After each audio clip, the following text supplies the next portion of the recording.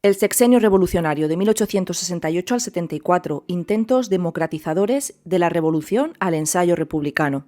Esta etapa se denomina sexenio democrático porque va a constituir el primer intento de establecer en España una democracia en los términos en la que era entendida en ese siglo XIX, es decir, basada en el sufragio universal pero masculino, aunque para otros fue conocido como el sexenio revolucionario, marcado por los fuertes vaivenes políticos que van más allá del propio liberalismo, es decir, la democracia, la república e incluso el federalismo, que vivirá España en un periodo de tan solo 6 años. Empezamos recordando la caída de la monarquía de Isabel II, debido principalmente al progresivo monopolio que tenían los moderados sobre el poder político, negando la participación de otros grupos, ya que la reina se posicionaba casi siempre al lado de los moderados. Además, se le une la crisis financiera por la baja rentabilidad de ese ferrocarril que se estaba construyendo, y también sobre la industria catalana en 1866 por la carestía de algodón procedente de Estados Unidos en plena guerra civil, que se le junta con las malas cosechas de esos años. Tenéis que recordar la protesta estudiantil que acabó con la masacre en la noche de San Daniel, y también el intento de pronunciamiento de los sargentos del cuartel de San Gil, que acabó con el fusilamiento de 66 sargentos por parte de O'Donnell. Finalmente, esos grupos de oposición, principalmente progresistas y demócratas, van a terminar firmando en el exilio el Pacto de Ostende en 1866, al que después se va a unir la Unión Liberal, por la que se comprometían a movilizarse para derrocar a Isabel II. La reina está cada vez más aislada. Además, fallecen los dos líderes principales del moderantismo y de la Unión Liberal, Narváez y O'Donnell. El líder del Pacto de Ostende va a ser el general Juan Prim, que va a terminar triunfando. En Cádiz, en septiembre de 1868, un grupo de generales, entre ellos Prim y Serrano, a los que se le va a unir el almirante Juan Bautista Topete, se van a pronunciar contra el régimen de Isabel II. Van a lanzar al país un manifiesto con la esperanza de contar con el apoyo de la sociedad española. Dicho manifiesto terminaba con el grito de «Viva España con honra». Antes de terminar ese mes de septiembre, el general Serrano triunfaba en la batalla de Alcolea, en Córdoba, contra las fuerzas gubernamentales. La reina, que se encontraba en San Sebastián, donde veraneaba, abandonaba su corte rumbo a Francia. Paralelamente al pronunciamiento militar, hubo también una revolución de signo popular, es decir, que en multitud de ciudades españolas se van a formar juntas revolucionarias, principalmente apoyadas por los demócratas y republicanos, que van a defender medidas como el sufragio universal y la abolición de los impuestos de los consumos y de las quintas militares. España iba a iniciar la primera experiencia democrática de su historia. La unión entre progresistas, republicanos, demócratas e incluso la Unión Liberal en ese pacto de Ostende fue un éxito para derrocar a la monarquía. Pero una vez alcanzado el poder, pronto van a surgir desavenencias. A principios de octubre de 1868 se va a formar un gobierno provisional, presidido por el general Serrano, con ministros progresistas y unionistas, como Prim, Sagasta, Ruiz Zorrilla o Figuerola. Sin embargo, van a quedar excluidos del poder los demócratas, que tenían una gran influencia en las clases bajas y populares en esas juntas revolucionarias, desde las que reclamaban la implantación de derechos democráticos y esa supresión de los impuestos de los consumos y de las quintas militares. Lo primero que hará este gobierno provisional es intentar apaciguar España.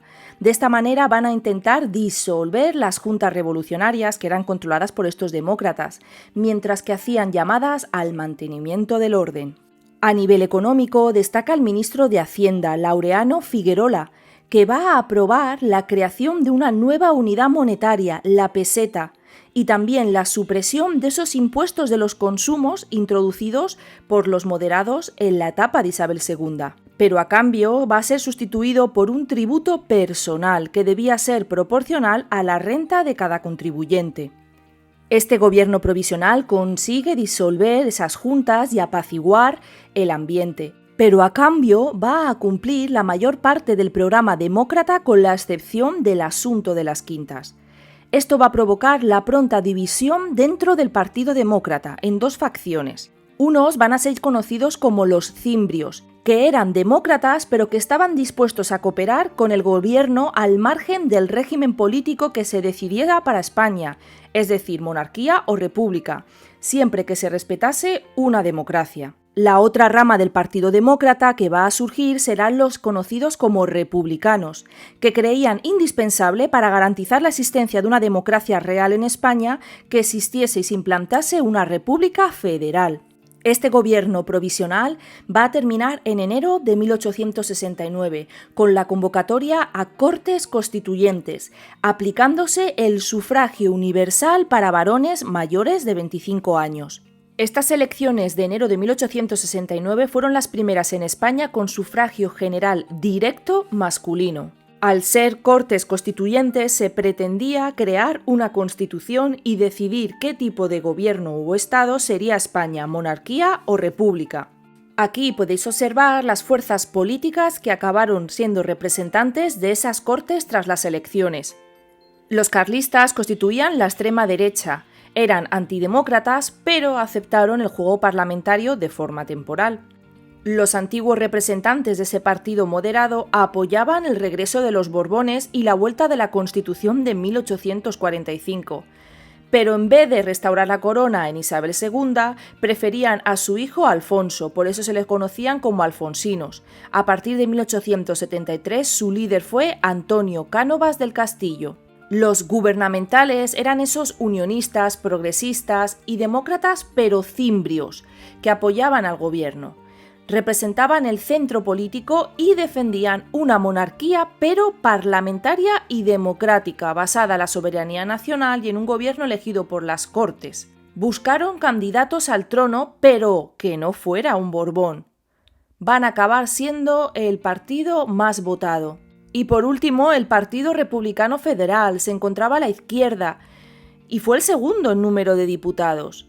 Ellos pretendían un cambio de régimen, que incluía cosas como la abolición de las quintas, la supresión de la esclavitud en las colonias e incluso una república federal. Tuvo gran apoyo en Aragón, Cataluña, Valencia y Andalucía. Como podéis observar, los resultados electorales aseguraban la opción monárquica, dada la mayoría alcanzada por esa unión de entre progresistas, unionistas y algunos demócratas cimbrios, aunque los republicanos obtuvieron una excelente representación, con 85 diputados, y casi todos defendían la República Federal. Estas Cortes, tras 2 meses de debate, van a elaborar y promulgar la Constitución de 1869.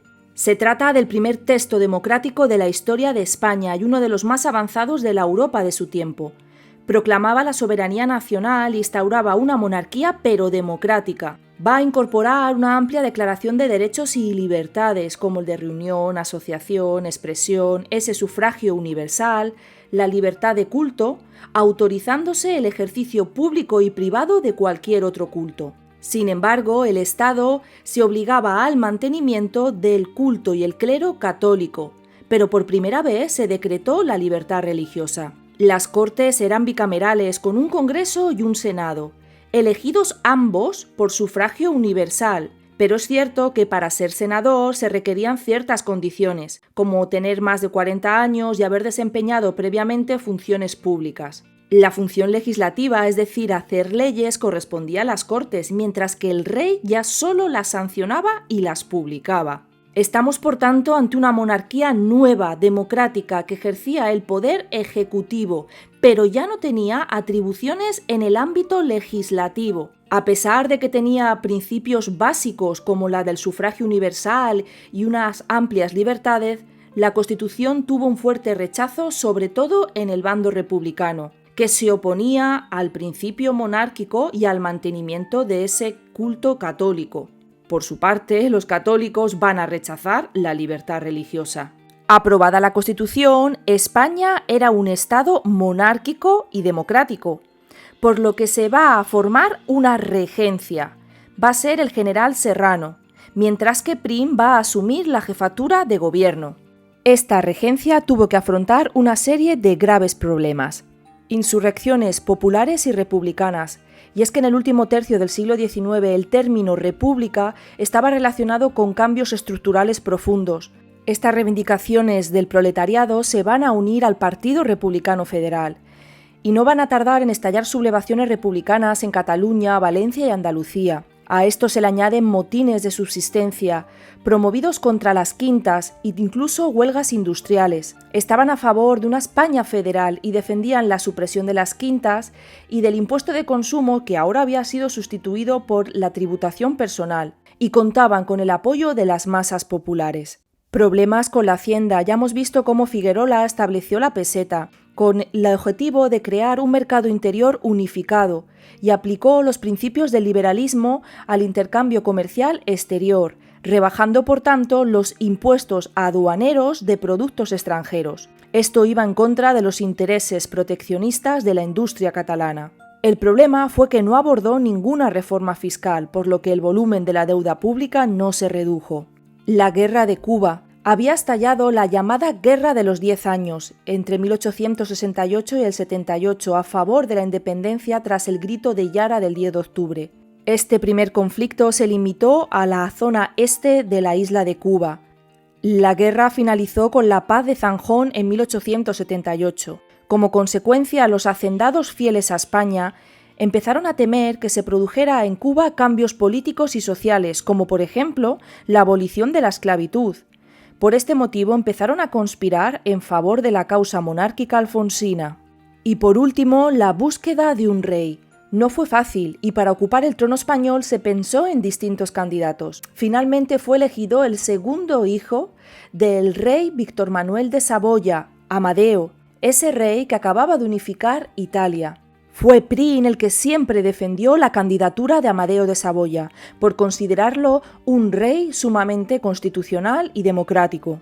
Este nuevo monarca obtuvo el reconocimiento de las Cortes, que se reunieron en noviembre de 1870, y fue elegido por 191 votos a favor y 100 en contra. Amadeo I desembarcó en España el 30 de diciembre de 1870. Sin embargo, su principal valedor y apoyo político, Prim, había sido justo asesinado en Madrid.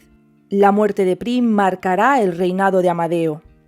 El reinado de Amadeo I duró tan solo 2 años, desde enero de 1871, cuando juró la Constitución, a febrero de 1873. Desde el primer momento, este monarca fue considerado un intruso por los partidarios de los Borbones, tanto carlistas como isabelinos o alfonsinos. También tuvo el rechazo de los adeptos a la República. Amadeo I encontró, pues, escasos apoyos políticos y sociales. Fue elegido por el empeño del general Prim, pero este había sido asesinado. Los herederos políticos de Prim serán Sagasta y Ruiz Zorrilla.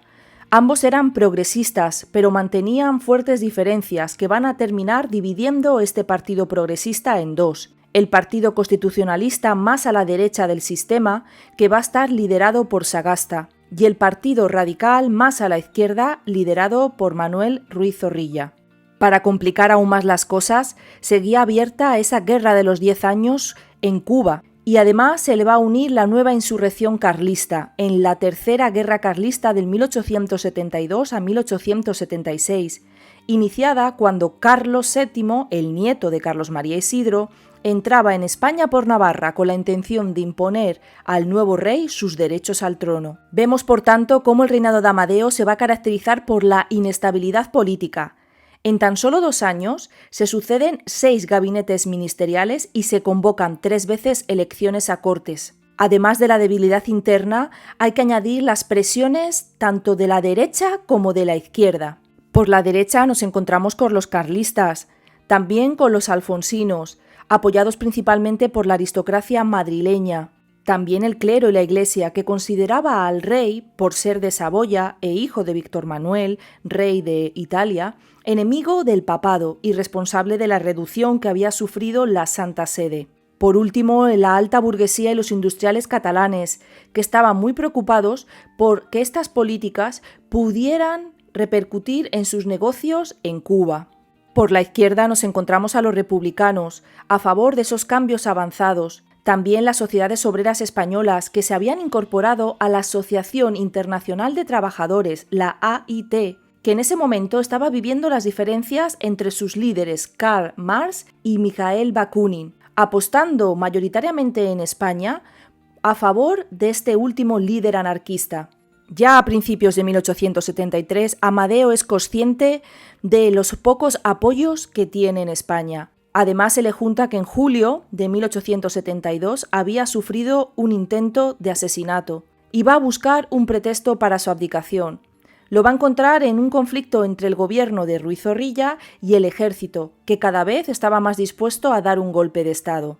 La oposición del rey a la aprobación de una ley propuesta por el gobierno, que era presidido por Ruiz Zorrilla y que iba a reformar el arma de artillería, será la causa por la que finalmente Amadeo de Saboya abdique el 10 de febrero de 1873. A las 3 de la tarde del 11 de febrero de 1873, España estaba en un callejón sin salida. El establecimiento de la República se convirtió en una solución de urgencia, pactada entre los radicales de Ruiz Zorrilla y los diputados republicanos. El Congreso y el Senado, en sesión conjunta, van a formar una Asamblea Nacional que asume todos los poderes y va a proclamar la República por 258 votos contra 32.